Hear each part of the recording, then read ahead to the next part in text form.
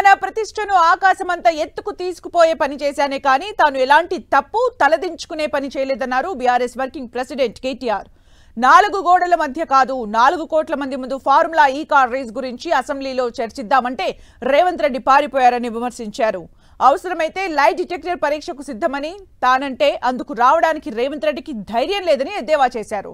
రేవంత్ రెడ్డి ఉడత ఊపులకు భయపడేవారు ఎవరూ బీఆర్ఎస్ లో లేరన్నారు కేటీఆర్.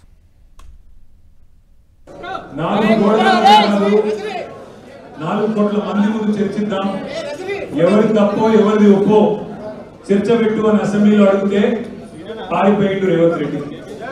ఈ ఫార్ములా ఈ కార్ రేసింగ్ మీద నేనేదో తప్పు చేసిన అంటున్నావు కదా, కేసీఆర్ ప్రభుత్వం ఏదో తప్పు చేసిందంటున్నావు కదా, దమ్ముంటే అసెంబ్లీలో చర్చ పెట్టు అని అసెంబ్లీలో కూడా పట్టుబట్టినాం, పారిపోయిండు.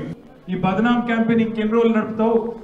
ఈ దేశంలో ఏ రాజకీయ నాయకుడు అనే విధంగా నేను అంటున్నా, నువ్వు ముందుకు రా, నేను తప్పు చేయలేదు, నిజాయితీకి ధైర్యం ఎక్కువ కాబట్టి అవసరమైతే లై డిటెక్టర్ పరీక్ష తీసుకుంటా, నువ్వు కూడా రా అన్నా. పత్తా లేడు, పారిపోయిండు.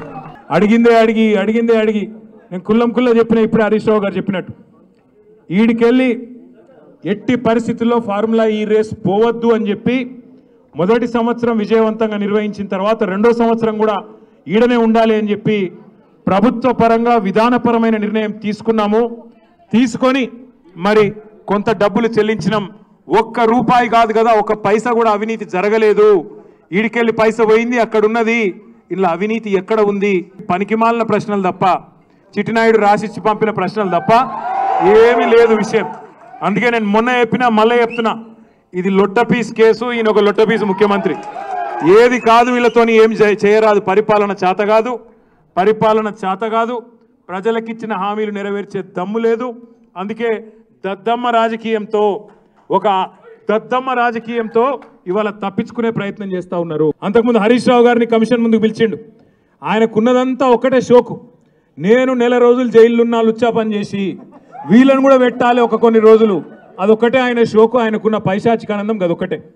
సాడిస్టులు ఉంటారు చూడు కొంతమంది, నాకు దక్కంది ఎవరికి దక్కద్దు అన్నట్టు, నాకు జరిగింది నీకు కూడా జరగాలన్నట్టు ఆయన ఎట్టి పరిస్థితిలో కొన్ని రోజులు జైల్లో పెడదామన్నది ఆయన షోకు. తప్పు చేయలేదు, తలదించుకునే పని ఎంత మాత్రం చేయలేదు. తెలంగాణ ప్రతిష్టను పెంచే పని చేసినాం, తెలంగాణ ప్రతిష్టను ఆకాశం స్థాయికి తీసుకుపోయే పని చేసినాం తప్ప తప్పు చేయలేదు.